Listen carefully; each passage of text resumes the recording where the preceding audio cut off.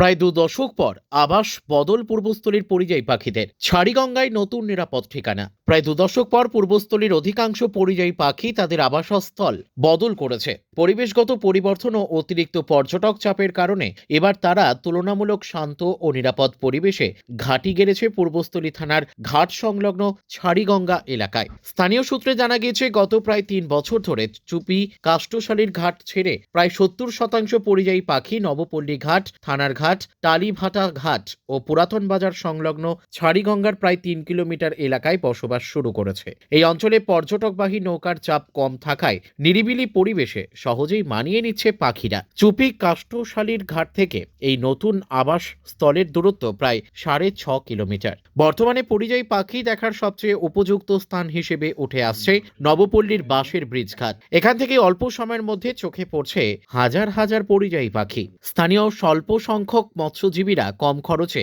নৌকা ভ্রমণের ব্যবস্থা করছেন। ঘণ্টা দেড়েকের জন্য প্রায় ১৫০ টাকায় পর্যটকদের পাখি দর্শন করানো হচ্ছে। হাওড়া কাটোয়া রেলপথে পূর্বস্থলী স্টেশন থেকে পায়ে হেঁটে মাত্র ১০ মিনিটেই পৌঁছানো যাচ্ছে এই নতুন গন্তব্যে। স্থানীয়দের মতে শান্ত পরিবেশই পরিযায়ী পাখিদের নতুন ঠিকানা বেছে নেওয়ার প্রধান কারণ।